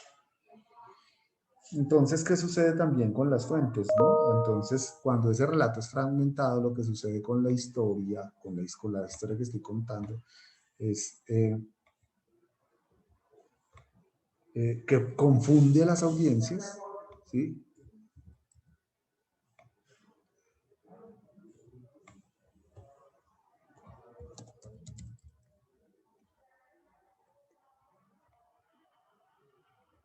Si están viendo la pantalla, me confirman, por favor. Sí, profe. Sí, profe. Y lo otro es que dispersa las audiencias y las dispersa tomando partido, ideologizando, ¿no? ¿Sí? El caso que les conté de la alcaldesa. Pues, la historia no era de que ella pasó y después mandó a los policías a les mata que le tumbaran el puesto. Pasó Inti Asprilla y llegó el momento en el que el puesto estaba vuelto una nada, grabó y después dijo, no, es que la alcaldesa acabó de pasar y mandó a los policías a tumbarle el puesto al pelado, a la chaza. Y mentiras. Otro video revela en el momento en el que el pelado comenzó a destruir todo su puesto y después entonces hizo pasar, convenció a otro de una verdad que no era cierta, ¿sí? De una mentira más bien, lo convenció no de una verdad sino de una mentira. Lo convenció de una mentira, precisamente otro político diciendo que ese era, que cuando la alcaldesa pasó mandaron a quitar ese puesto y lo tumbaron, y mentiras no era cierto de eso, y él sí construyó una verdad a partir de esa publicación. ¿Y cómo construye verdad? Pues publicándolo inmediatamente en redes sociales. Aparte de eso, diciendo en el texto, la construcción hipertextual del mensaje, diciendo, acaba de pasar la alcaldesa y ella mandó a los policías para que levantaran este puesto y mire cómo lo dejaron. Cuando eso no fue cierto, eso no es así, ¿no? Hay que dar todo en sus justas proporciones. Entonces la tercera reflexión de esto es, la primera reflexión es que no podemos jugar con la dignidad de las personas en el ejercicio del periodismo y acudir a la ética. La segunda es que no hay que creer todo lo que dicen las redes sociales y que las fuentes de información pueden estar mucho más allá de la web superficial, ¿sí? Y lo tercero es fijarse de alguna manera en que las redes no construyen el relato. Las redes no construyen el relato completo. ¿Sí? Desconfiar de esas fuentes de información. Entonces la reflexión es que hay que ser prudentes con el uso de las fuentes de información, con el uso de las redes sociales, cuando uno las toma como fuente de información. Es que mire el video acá, el video de Petro en donde dijo que qué bueno que se murió este Oñate, que porque él era uno de los que yo no sé qué sé cuántas, con el mismo nombre, Gustavo Petro Urrego, y él le tocó decir, oiga, pero estas cuentas que se parecen a las de uno diciendo este tipo de cosas, cuando yo con Oñate fui uno de los grandes amigos, bla, bla, bla, y una cantidad de cosas. ¿Sí? No sé si vieron ese falso mensaje.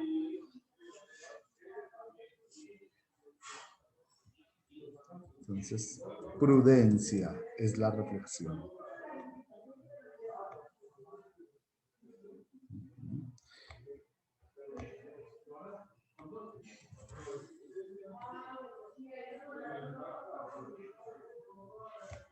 Entonces, para que lo tengamos en cuenta, las redes no construyen el relato.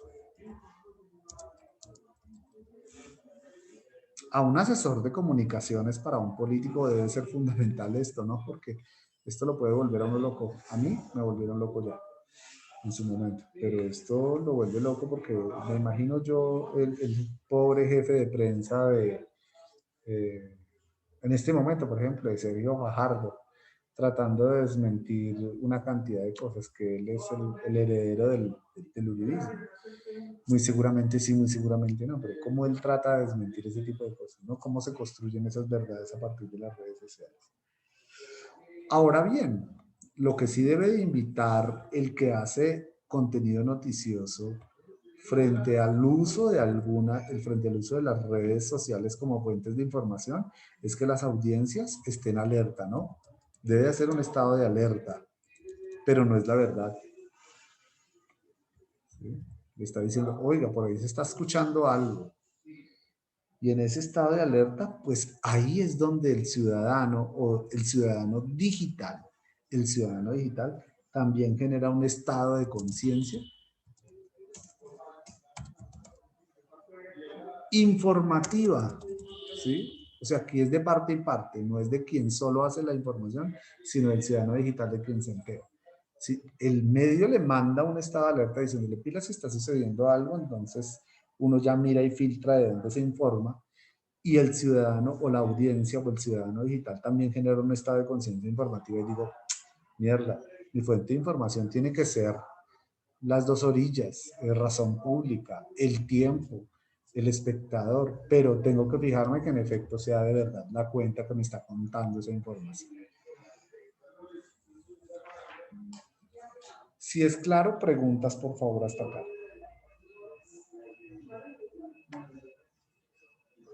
¿Preguntas?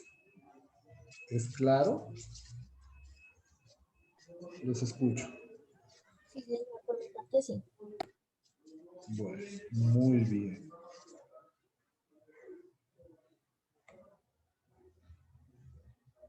No olviden entonces, este hecho de que yo tenga que consultar las fuentes web me permiten a mí depurar, contextualizar y visualizar esa información que muy seguramente no la encuentro de una manera de una manera mucho más común, como lo hicimos ayer cuando abrimos la página de estadísticas y wow, encontramos un cuadro que no se entendía. Entonces a mí me toca comenzar a expurgar, a hacer un expurgue de la información y revisarla, depurarla. Y todo esto es un conjunto de técnicas que me permiten a mí hacer un relato, contar una historia, pero obviamente esa información que yo estoy contextualizando y que estoy indagando tiene que ser de interés social y de interés público. ¿Sí? No tiene sentido en algún momento ponerme yo a buscar información en la cual pues yo no tiene ningún interés, ¿no? Pues en mi ejercicio de periodismo, porque puede ser, por ejemplo, un ejercicio académico. En el ejercicio académico, sin duda alguna, si no tiene interés público, pero si tiene interés para mí, pues obviamente sirve y funciona.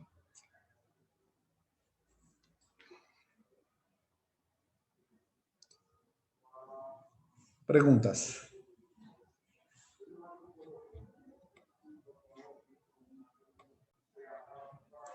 Por ahí.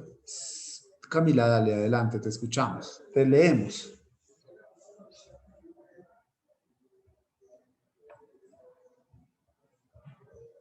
Te leemos.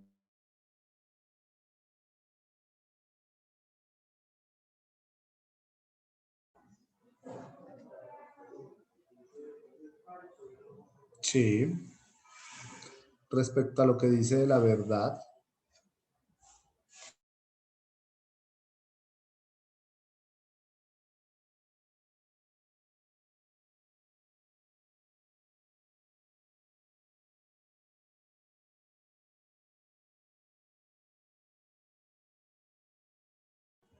Sí, sin duda alguna. Es que también opino que hay mentiras que tienen algo de verdad y eso usualmente también lo usan las personas, no solo las personas sino los medios. Lo voy a poner en contexto de las personas en situaciones muy comunes. Quiero pillar la mentira de mi novia, de mi esposa, de mi novio, de mi esposo. Entonces apelo a las mentiras haciéndolas pasar como verdad para poder descubrir obviamente la verdad verdadera. Entonces, la reflexión es, detrás de una mentira regularmente hay una muy buena oportunidad. Detrás de una mentira regularmente hay una muy buena oportunidad. Detrás de una verdad también hay una muy buena oportunidad. Entonces, si usted dice una mentira, regularmente encuentra una verdad. Y si usted dice una verdad, también encuentra una verdad.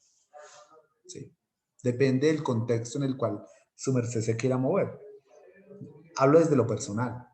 Si me voy con la mentira, logro algo. Sí, es el pensamiento de uno, pero si me voy con la verdad, también puedo lograr algo. Entonces, detrás de las dos posturas siempre hay una muy buena oportunidad. Ahora, en el ejercicio periodístico,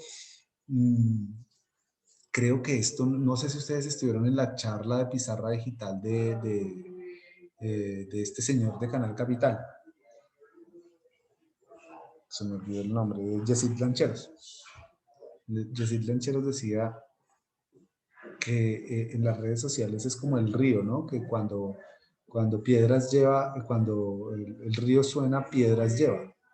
Pueden ser que muchas de esa información que lleva las redes sociales sea una mentirilla o inicie con una mentirilla y después se convierta eso en un asunto de verdad.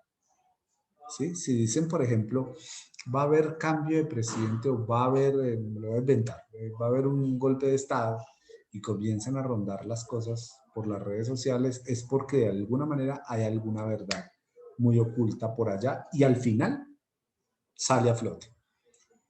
El caso, por ejemplo, de la política que utiliza en este momento Iván Duque relacionada con el tema de privilegiar a los migrantes, de favorecer el tema de los migrantes, ¿no? En estos días Estados Unidos también sacó esa política y aquí los medios de comunicación dijeron, mire, cómo Estados Unidos copia el modelo colombiano. Pero yo creería que eso no es cierto, ¿no? Más bien es cómo Colombia tiene que hacerle caso a Estados Unidos. Porque la verdad, de alguna manera, es que Colombia con Trump nunca quiso absolutamente nada con los venezolanos. Pero llega Joe Biden, entonces la política de Joe Biden es totalmente diferente. Y le tocó cambiar de un giro la política migratoria en Colombia a 180 grados para poder alinearse a la verdad, a lo que realmente quiere Estados Unidos en el tema de los migrantes. Leo a Camila, es decir, algo de lo sucedido y después incrementarlo incrementarlo hace una forma de crear realidades. Sí, sin duda alguna se crean realidades. Profe. Señor, lo escuchamos. Sí, yo normalmente, o sea, siempre hay una mentira de por medio en cualquier noticia, por más que parezca con veracidad.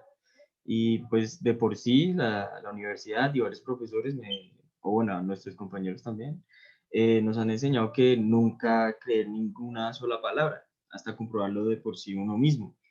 Y pues siempre yo he tenido ese beneficio de la duda con varios temas, lo que me da oportunidad de de opinar críticamente, ¿sí? Y pues ya en el ámbito personal, eso es verdad, todas las personas lo utilizan, que desde una mentira sale una verdad, y ya en el ámbito de los medios, muchas veces pasa que se viraliza una noticia, voy a poner un ejemplo así, X, se viraliza una noticia de un famoso, ¿y qué pasa con este famoso? Pues de tanta presión de los medios, termina siendo real, no sé, que esté acusado por crímenes hacia menores o por un asesinato que no fue. Lo que causa los medios es una presión social muy grande. Entonces también es el poder de los medios que tiene y todas las noticias de verdad y la mentira. Bueno, y lo triste de este tema es que quienes cuentan las verdades son obviamente los poderosos, pero nosotros no contamos la verdad. O sea, no hay un periódico que nos vaya a contar la verdad y que uno la crea. Si la cuenta muy seguramente un periódico en donde está aliado con el poder, esa es una verdad, que no se cuestiona inclusive muchas veces. Pero si la contara, por ejemplo, no sé, Buenaventura, esa no sería verdad. Y lo otro es que tampoco tiene un poder de divulgación como si lo tiene la verdad de Blue. Entonces, ¿quién cuenta las noticias? ¿De qué lado se cuenta? que es lo más triste de este tema. ¿Sí? Muy bien. Bueno, hay muchos casos de alguna manera, por entender y por dinamizar este ejercicio, que de alguna manera nos pone a reflexionar sobre el quehacer periodístico. Bueno, muy bien. Quiero preguntarles, antes de irme, ¿cómo van con la tarea? ¿Cómo van con esa indagación por allá, con ese expurgue en las páginas de las entidades oficiales? ¿No han empezado? Bueno, no se dejen coger el tiempo. Eso de una vez yo lo digo. ¿Listo? Para que lo tengan muy presente. Muy bien, preguntas hasta el momento. ¿No hay ninguna? Opiniones, participación o algo parecido. ¿No? Pues no sé, yo agregaría algo más sobre el tema de redactar o hacer al tema de la verdad. Es otra vez el tema de la objetividad y la subjetividad, la intención con la que se escribe. Y el largo debate si realmente uno es objetivo, bueno, o el periodista es objetivo a la hora de escribir o no. Una discusión de largo aliento, y la verdad es que el tema de la subjetividad, de la objetividad de los medios de comunicación y de periodistas, eso es un tema superado, y superado en términos, superado no, acabado. Es un tema acabado porque pues sin duda alguna no hay noticia que sea objetiva. Toda tiene que ser subjetiva, toda. Que uno trate al máximo de ser objetivo, pues es sin duda alguna el ejercicio o la práctica. Pero que uno tenga que ser 100% objetivo, ¿no? Toda noticia tiene un alto grado de intención y de interés. Quiero que tú mires un poco el tema de la pantalla de cine o de la pantalla de la cámara, ¿sí? Es como la pantalla de la buceta. Tú estás sentada en una buceta o en una ventana de Transmilenio y esa ventana tiene unos marcos. Ese marco es el que yo quiero ver. Y ahí en adelante yo no me muevo para ningún otro lado. No me muevo para ningún otro lado. Entonces esa es mi verdad. Con una intención mía. No es la de Uriel, ni la de Tatiana, ni la de Camila. No es la mía. Es la mía. Y esa es la que yo quiero ver. Es lo mismo. Exacto, que sucede. y eso es lo que se está planteando en las redes, que no hay en redes no hay una verdad, hay muchas verdades. Sí, y esa es la quinta reflexión de hoy, es que no hay que tener unas verdades absolutas, sino que puede haber una multiplicidad de verdades. Sí, bueno, el tema de la objetividad ya es algo ya complicado, de mucho debate.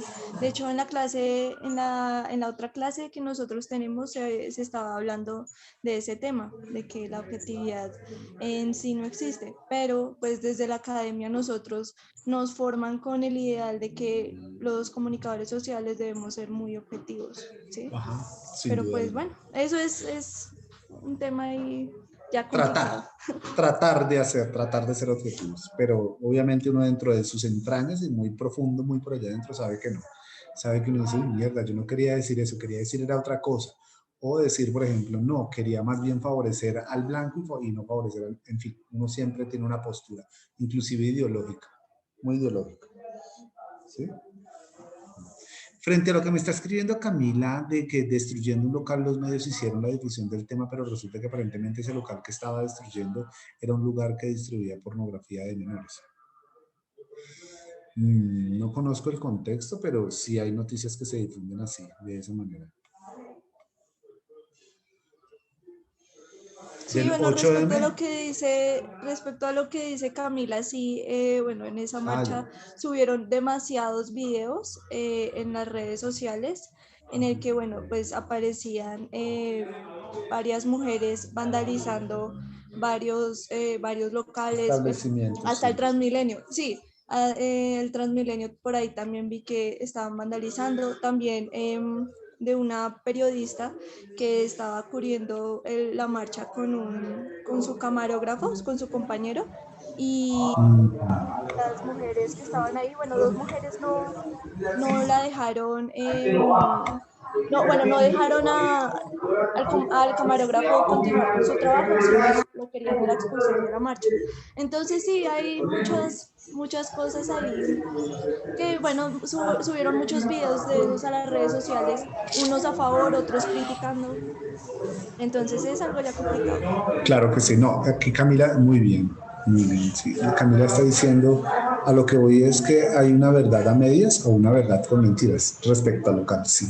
Hay una historia muy particular hace 2 años más o menos, más cerca, por allá por el barrio me dicen, no sé si ustedes escucharon que una familia muy joven, una muchacha de 22 años, 20 años, un muchacho como de 22, 23 años, en una situación, en una condición de pobreza terrible y vivían con los hermanitos de ella. Y la casa se incendió y bueno, tuvieron que salir. Cuando comenzaron a mirar un poco la información de quiénes eran los que habitaban ahí, los medios comenzaron a relatar que se trataba de 2 jóvenes que estaban haciendo estas prácticas, ¿cómo se llaman? Esas prácticas satánicas y que estaban involucrados obviamente los hermanitos de la muchacha. Y entonces, en ese momento, cuando comienzan a divulgar esa noticia, que inclusive creo que fue parte del noctámbulo y, bueno, de todas estas crónicas rojas que cuentan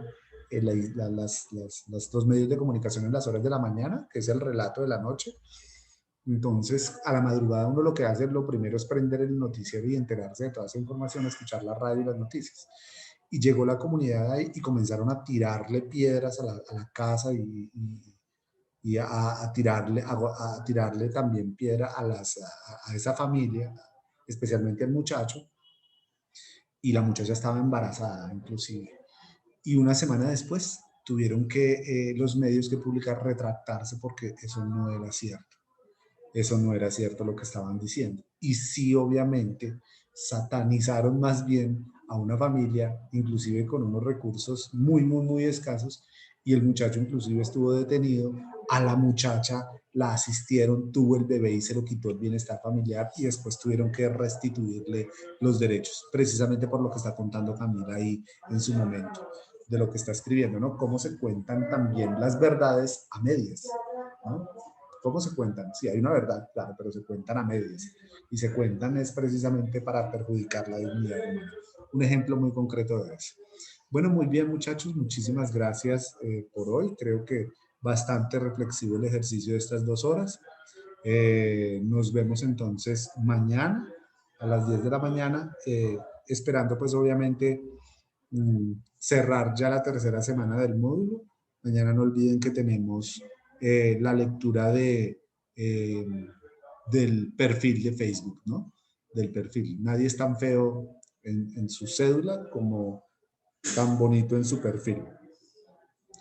Nos vemos mañana entonces con esa lectura y conversamos en torno a esa lectura. Muchísimas gracias a todos. Nos vemos mañana a las 10. Listo, profe. Gracias, Buenas profe. tardes. Bueno, que estén bien. Muchas Hasta luego. gracias. Feliz día. Hasta mañana, profe.